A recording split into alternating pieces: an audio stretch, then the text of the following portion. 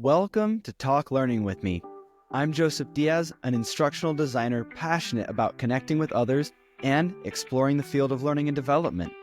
In this podcast, we dive into topics like education, learning science, facilitation, behavior change, and other skills related to personal and professional growth. If you're looking to connect with other lifelong learners and discover new insights from talented learning professionals, this show is for you.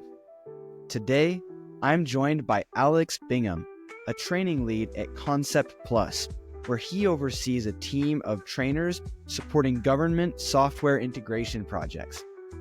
Alex holds a master's degree in instructional technology and learning sciences, an MBA, and he's completing his PhD in organizational learning and focusing on aligning learning strategy with business goals.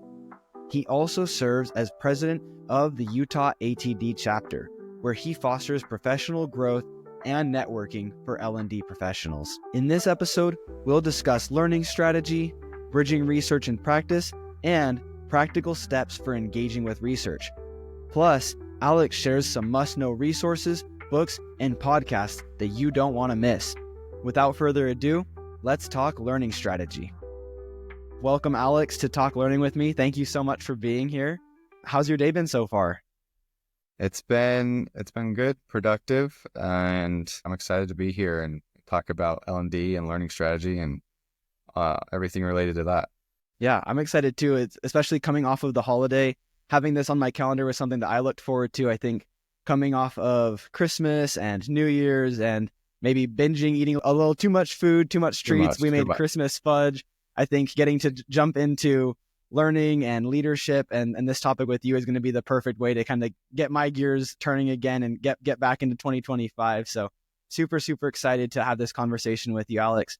And before we get started, I want to give you a chance to give a little bit of an introduction. Could you share a little bit about your background, what led to you focusing on learning strategy and leadership in your career?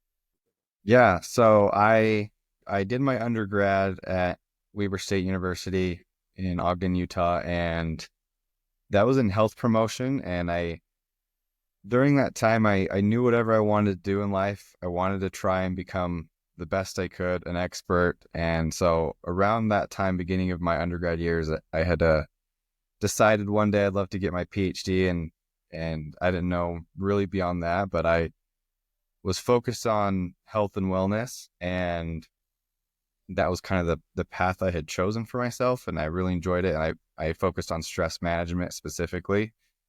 And then I graduated, or I guess my last semester of my undergrad, my wife and I had a kid, and we also took in 3 foster kids unexpectedly.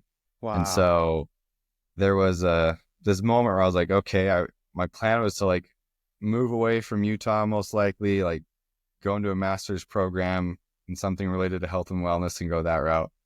And then I was like, well, I probably need to put school on hold for a minute and work full time to support all these kids and my wife and myself. And so I had done door-to-door sales, had experience in sales, and it pays well. And so I was like, well, let's just pursue that. And so I was fortunate enough to get a job as a sales rep for a dental company called Dentsply Sirona. And I really enjoyed sales, a lot of aspects of sales, and then there's a lot that I didn't enjoy.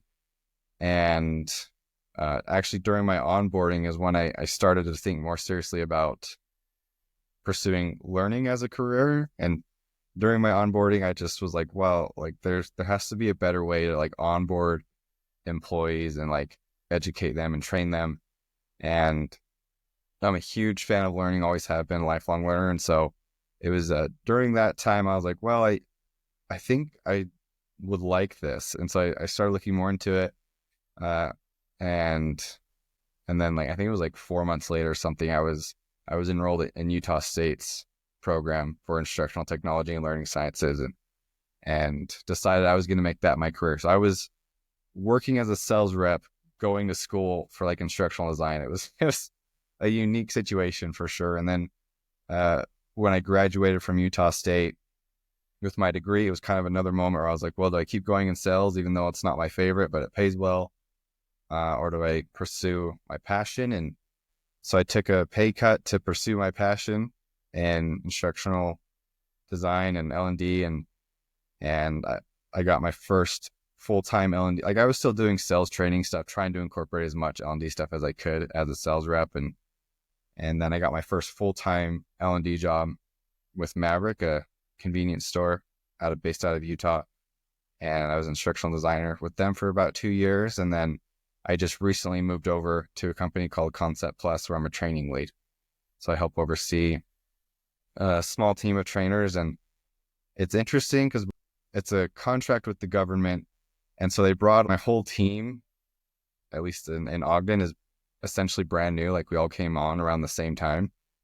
And like you alluded to in our conversation earlier before we started recording, but it takes a long time to get clearance. And so Yeah. I've been waiting for that, trying to stay busy with as much as I can, and like the materials that we have at Concept Plus. And so I've just kind of been staying busy with that stuff, waiting for my clearance. So essentially what we'll be doing is helping train government employees with the software integration that they're doing. Yeah, that's really cool. And something that stood out to me across all of those years of experience and balancing family and your academic pursuits, I love that you said when you want to do something, you want to do it well.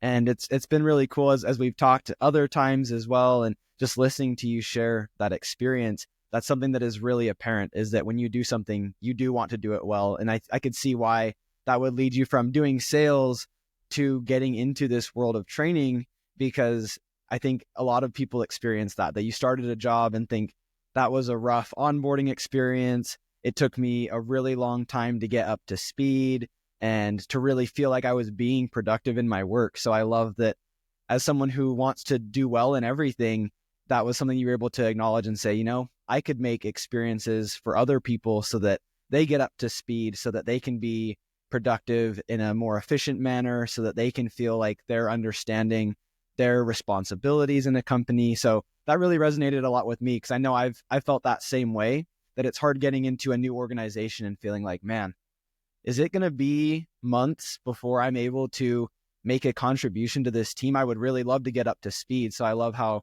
you went from your sales job, which as lucrative as it could have been, the potential to really feel fulfilled and helping other people learn. It sounds like that pushed you to training. Is that right?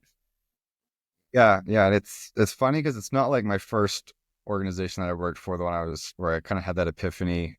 It's not like the training was necessarily bad. It's just like basically any organization where you come on and you're like, oh yeah, this could be improved. But it was more just like that realization, like, oh my gosh, like there's a need for this. Like there's opportunities, I think. And I had just never really thought about it as a career. Like everyone knows training's a career. But then like the more I looked into it, I was like, oh, there's this whole world of L&D. It's not just training. Like there's design and strategy and so many different avenues you can pursue. And so that was an exciting moment for me for sure. But just that realization that there's an opportunity to help employees.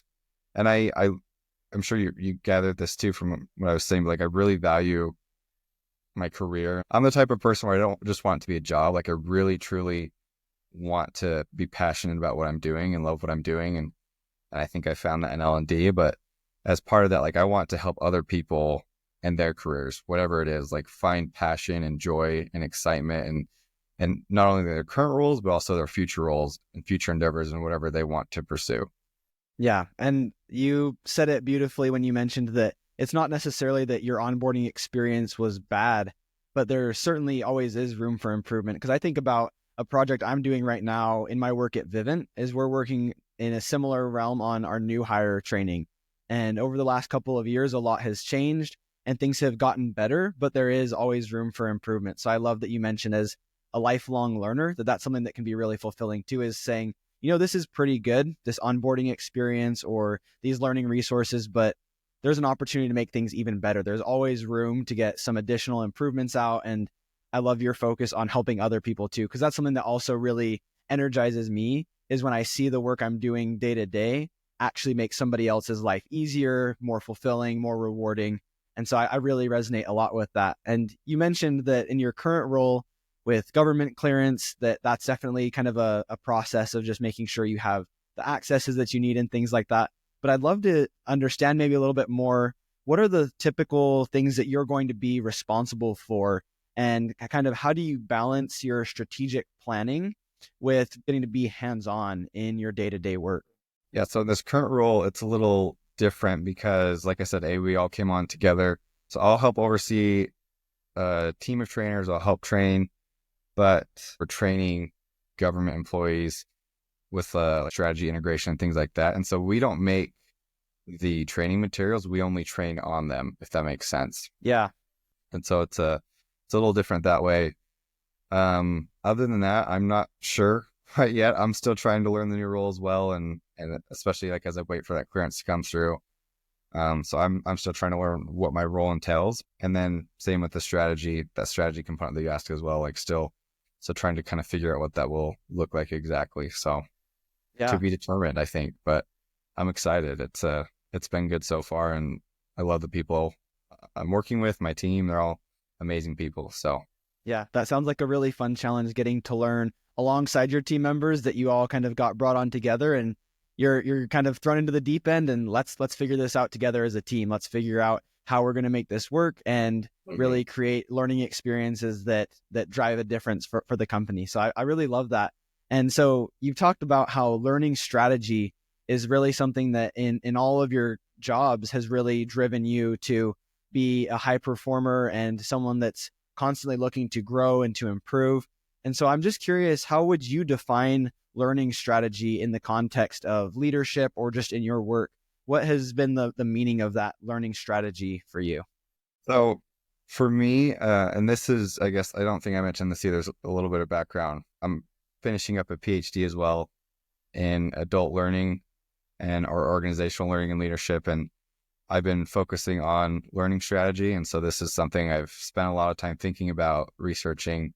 And I guess my simple version of what a learning strategy is the plan, the vision that an organization has set or established to help educate, develop their employees, help them learn, help them grow, both in current roles and in future roles. That's, I guess, my simple version. And then the way it comes about, who oversees it, that's kind of a different story depending on each organization. Typically, it's the highest L&D leader in an organization, so a learning executive. For smaller organizations, it might be like someone over HR operations. Some organizations might not even have like an official learning strategy. They're just kind of doing whatever in the Wild West, or just training could look differently for each organization. Yeah, that makes sense. And I think that was a great reminder that you are actually studying this right now as you're working towards your PhD. That reminds me how I came across your content on LinkedIn. I imagine you're doing a lot of reading on learning strategy, a lot of research. And so I had seen some of your posts of like L&D quotes of the day that you had shared some of the content that you had come across in your studies. And it was something that really added to my feed because it was just really insightful to see some of the things you're reading about learning strategy and then seeing your reflections of, well, what does this mean for me? How do we apply this? Why does it matter? And I've loved the way that you've taken some of the research and really bridged it to practice, to everyday work, because I think that's something that I'm personally trying to work on as well, because there's so much ongoing research all the time. And sometimes we get so caught up in our day-to-day work that maybe we forget to apply that research. And I'd love to understand, Alex, what role does research play in shaping effective learning strategies as you kind of been working on your PhD, going through the literature? What have you seen as the role of that research in shaping an effective learning strategy? I think it's important, and I don't think it's incorporated enough. And I guess it comes from both sides, like the academic side and the professional side. I think there's room for both to kind of meet in the middle, because based on like my research and I guess I have a unique perspective as well, being a professional, but also pursuing a PhD, because I'm still in the academic world, but working full time as a professional. And so I get that unique perspective, but essentially there's just not a lot of the L&D research isn't being consumed by practitioners, which is, when you think about it, oftentimes who the research is for, right? To improve practice. Like there's no point in pursuing research on these topics if the people that they're meant for it aren't using it or engaging with it or incorporating Right. it. And I think there's a few reasons for that. Like one is it can be hard to access because our practitioners just don't typically have access to like journal articles. Mhm. Two is like maybe jargon, or just they're not familiar with terms or research in general, how to read it, analyze it, implement it. And then a lot of times it's just not applicable. Like what researchers think is useful for practitioners isn't really useful, or what they're caring about or focusing on. And then that kind of goes both ways too, because I think a lot of times what practitioners are interested and focused on, they could learn from research, right? Like stuff they're not thinking about that's happening in research that they could be applying. But yeah, there's a huge opportunity for researchers to focus more on what practitioners care about and are learning about and trying to implement, and then also practitioners to learn about what's new in the field and research and what they can apply. Yeah, and I love your optimism talking about it in this really collaborative effort of we both need to come together. I think it can be really easy to fall into a mentality of us versus them, of practitioners thinking you researchers don't understand what my work is like, and researchers just thinking you practitioners don't care about the important research that we're doing.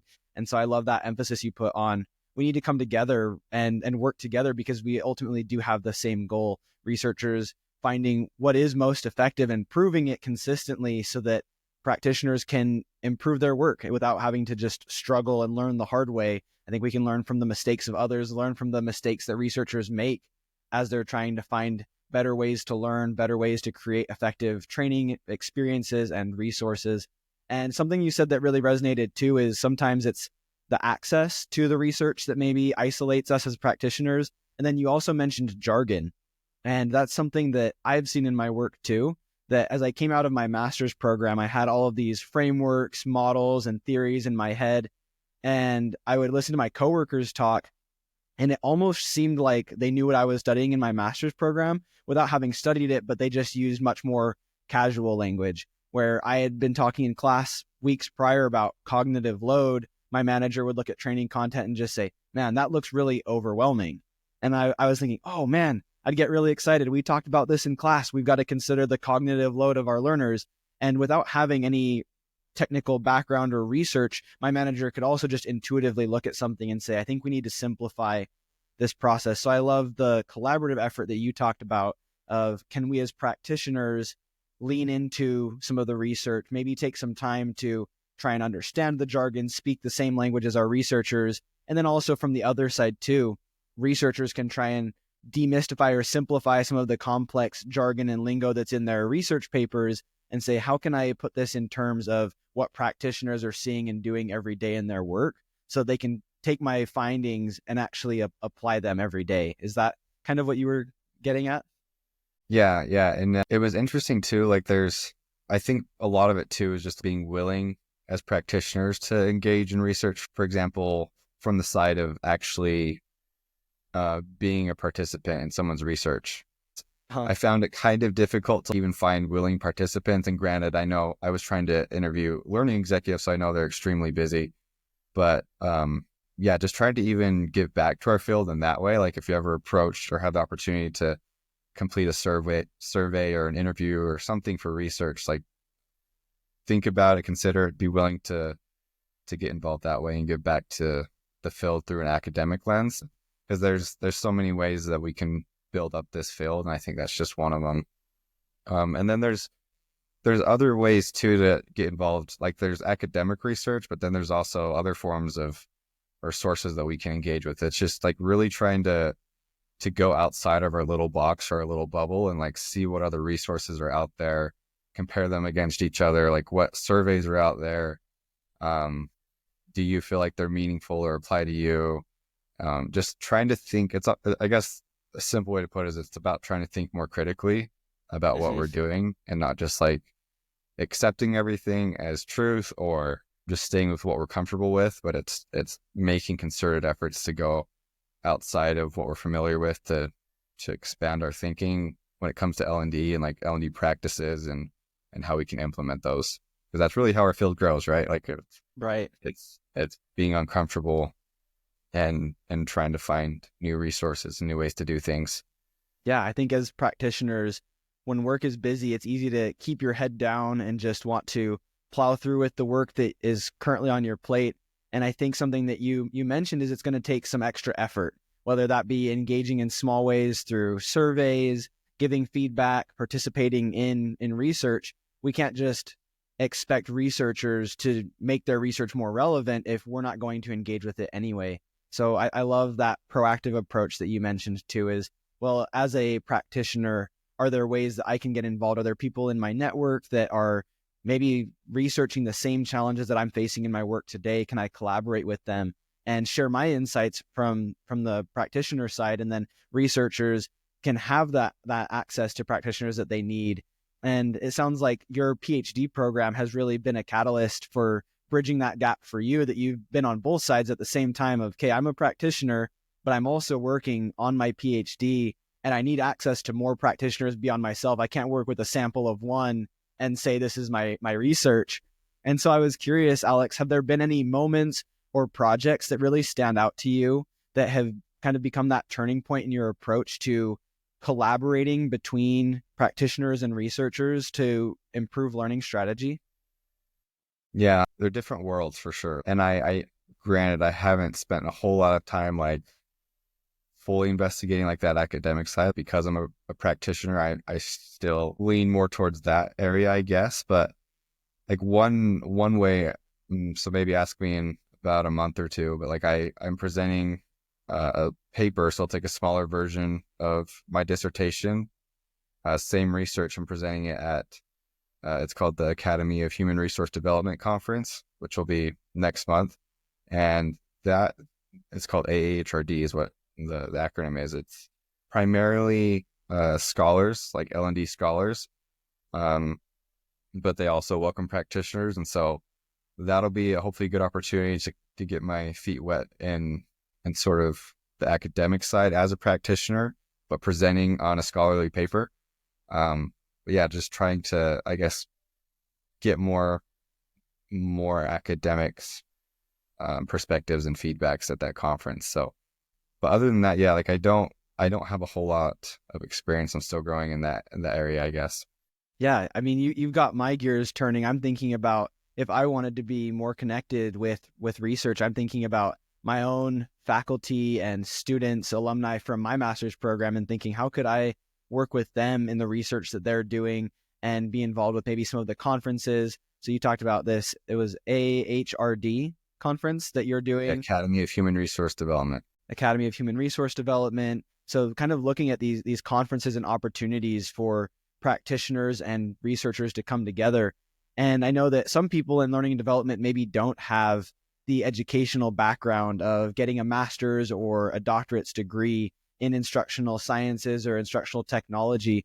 So if somebody didn't have that background, maybe they just fallen into the field through experience or just accidentally found themselves working in an instructional design role, but they wanted to get involved with integrating more research and being more involved in bridging that gap between practice and research, what would you recommend they do? I know you've talked about taking the time to get involved and participate in studies, but if someone was really new to this and just thought, how can I get more involved in the research? Are there any recommendations you would give them to get started?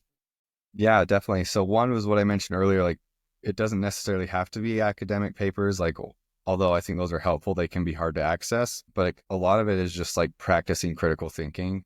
So like trying to be more intentional about looking at different websites and resources and associations and podcasts, like whatever, like just try and consume more content, compare it against each other. Like, what do you like? What don't you like? Why don't you like it? Why do you like it?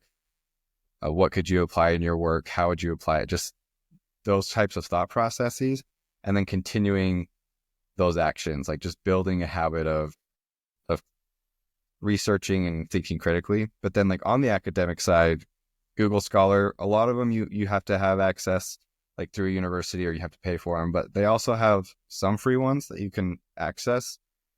So just try Google Scholar, typing in keywords or terms that you're interested in.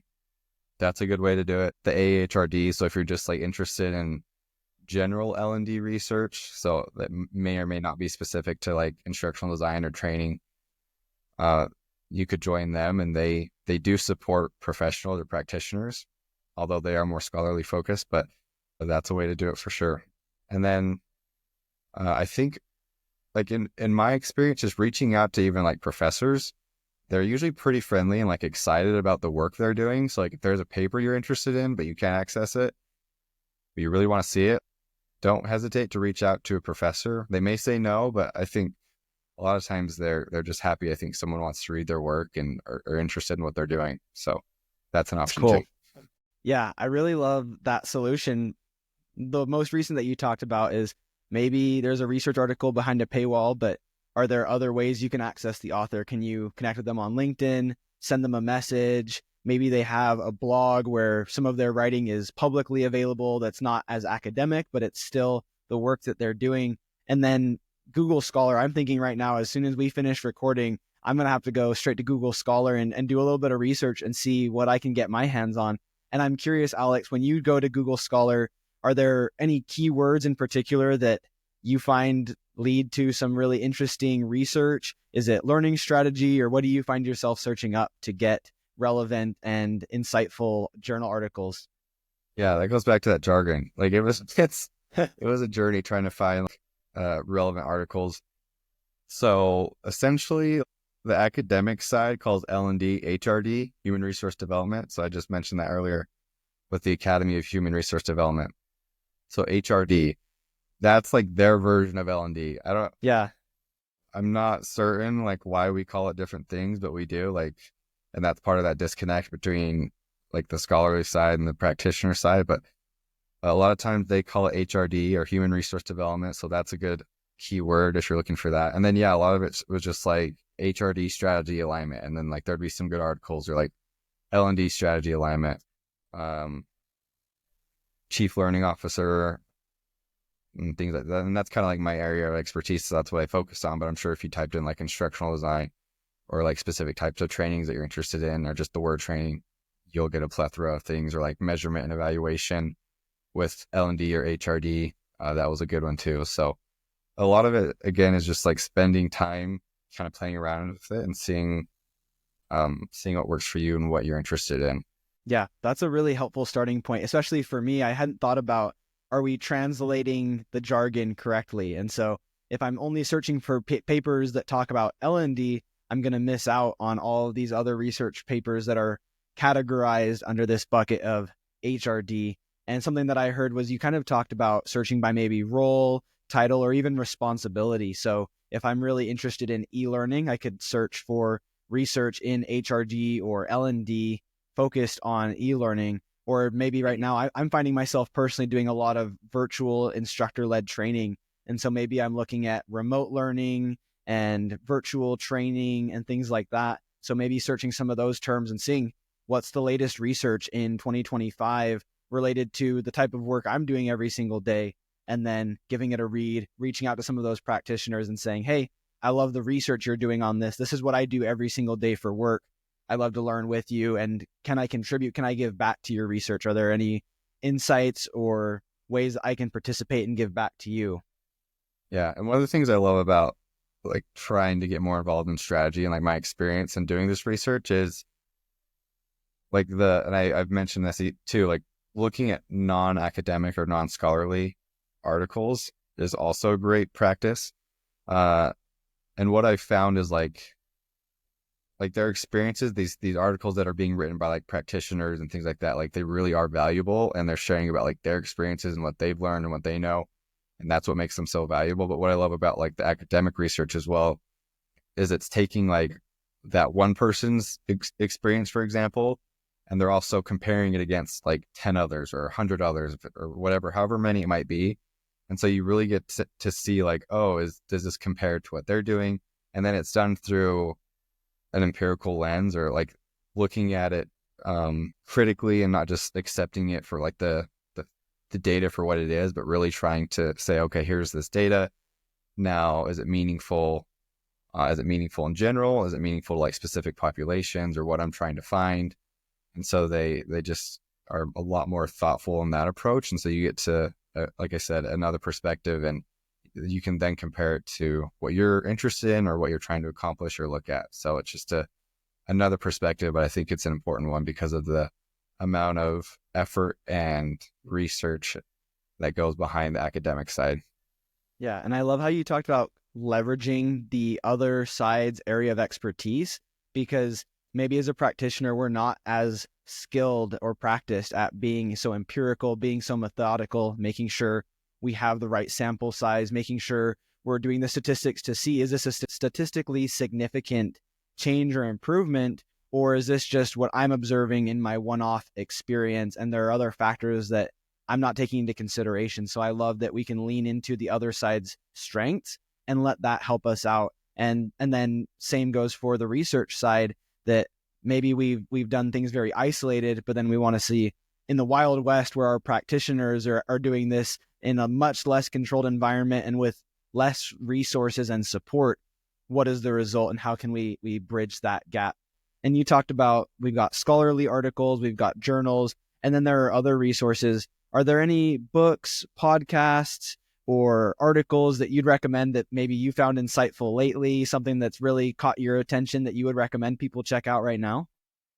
Yeah, so I put together like a list for that specific reason. So I can send that to you and then you can disseminate it. But like I just love, I'm sure you can tell by now, like I just love engaging in like resources and like discovering new podcasts, new books, new articles, new things, and like trying to help others do the same, because there's so much out there. And like the more I research, the more I dig into it, the more I'm like, oh my gosh, there's just so much that like opportunities to engage in whatever you're interested in. So I put together like a few books, podcasts, articles, and things like that, like on learning strategy, because that's kind of what our conversation is around. That's what I'm interested in. So I can send that to you and you can disseminate it. That's amazing. Thank you. And maybe you can give a little bit of a sneak peek of some of those resources. I'll make sure to put the whole list in the show notes, but are there any notable mentions that you might want to call out, or maybe some of Alex's favorites that you found yourself giving special love to, or podcasts that you've been really picking up when you're on your drive or when you're doing your errands or chores or things like that? Yeah. So Strategic Learning Alignment, that's a book by Rita Smith. So I helped use this book when I was doing my own research. And this is going back to our previous conversation, like that's one person's experience, I guess, on what a learning strategy alignment looks like. And I was able to use that, and she has like a framework that she puts out, and I was able to look at that framework and then kind of compare it to because I also came up with a framework based on my research. And so I think that's why it's so important just to look at everything, because there's so many different things out there, and being able to use them, compare them, and either create something new that makes sense for you or based off your research or whatever it might be. But so that book is great. And then Leading the Learning Function is really good. So this is one that ATD put out. There's a bunch of different authors. So there's 2 editors that put it together, and then there's each chapter is like different authors. That one's really great. Talks about learning strategy as well as just leading the learning function in general and what it takes to lead a learning function. And as someone interested in that area, I think that book is fantastic. Articles, there's one by McKinsey, and it's called The Essential Components of a Successful L&D Strategy. So this one is really, really great. I love it. I feel like I quoted it a lot in my research. So I'll send that one over to you. That one's great. And then certifications even. I don't have this one, but I thought it was interesting. There's a certified learning strategist, or you can become a certified learning strategist through Brandon Hall. No way. Group. It looked interesting. I looked into it for a while, but I was like, I should probably finish my PhD before I like start diving into other stuff. So Right. But yeah, that one looks interesting to me. I think that one's pretty cool. And then podcasts, I like the Strategic L&D podcast. They haven't put out anything new for a while, so I think I don't know if they're on hold or done, but they put out some good content, and so that's one I enjoy listening to. That's fantastic. And I love that you've got this diverse range of media forms, because sometimes a podcast is perfect for on the go. So the strategic learning podcast. Yeah, the Strategic L&D podcast. The Strategic L&D podcast. I think that's a great one that I could throw on my drive, my commute to work, or maybe while I'm at the gym getting some exercise in. But then some of those books you mentioned are also good for maybe a lunch break or as I'm unwinding before bed, just kind of keep the thoughts coming in, getting exposure to new ideas about leading strategic teams and being more intentional in my strategic learning. And then you mentioned too, so you're doing your PhD, trying to finish that up before you do any certifications or further degrees and things like that. So if people wanted to connect with you, read some of your research, check out the frameworks that you're creating, where can people connect with you and see your work? LinkedIn, that's the best one. Maybe one day I'll get on these other ones, X and Blue Sky, and who knows? I don't know. But right now I'm just on LinkedIn. So just follow me on LinkedIn, Alex Bingham. You can look me up. I'm trying to get more active on LinkedIn, which is kind of, you mentioned the L&D quote of the day. There was a couple reasons I wanted to do that, but one was just to try and be more active on LinkedIn, and to start conversations around L&D topics and things like that. And so, follow me on LinkedIn, and hopefully in the next few months, I'll start to put out like my research that I've done. Once it gets approved and things like that, I go through the proper channels. I'll hopefully be able to put that out, and those who are interested can read into that and look at the framework I've built around how to actually develop an L&D strategy and align it with the business. So that's exciting. I can't wait to see the research that you've got coming down the pipeline. I love seeing your content on LinkedIn. I feel the same way, that it's just a lot of fun to start conversations with people, to put some thoughts out there and see what do other practitioners think, what do researchers think. LinkedIn is really a great place to start bridging that gap, like you talked about, maybe where you can connect with people who are interested in the same field of work, who are trying to improve and trying to learn. And then, Alex, you're also really involved with the Association for Talent Development. Would you make any recommendations or have any call outs there as well as the current president? Absolutely. So I'm the president of the Utah chapter, and there's chapters all throughout the US. I don't know if there's any outside of the US. I'm sure maybe, but yeah, just you get involved with your local chapter if you have one. It's been an amazing experience for me just to network with like-minded professionals that I can see face to face in person. And I've built a lot of really, really great relationships with L&D folks through ATD, specifically like the chapters. But if that doesn't vibe with you, like there's so many others too, like opportunities to join communities, L&D communities and associations and things like that. So just keep searching, find your people, find one that works for you. And I just think it's important to network, even if you're like, I consider myself an introvert, more shy, but like I still love to talk L&D and meet with these like-minded professionals. So just, making that effort, I think, goes a long way. Yeah, that's super helpful. Would highly recommend checking out, like you said, ATD, or even just other communities of learning, communities of practice, to meet people, to network. And like you said, even if you're introverted, I think they're really great opportunities to connect with people, to learn. And I really appreciate all of the insights you've shared and resources you've mentioned, like using LinkedIn as a place to find people to talk with, start discussions, find research to indulge in and really put into practice. Because coming into this conversation, I felt like I'm a couple of years removed from my master's program. I'm not really sure what I can do to bridge that gap between research and practice. And do I have to go back to school if I want to get involved in that world?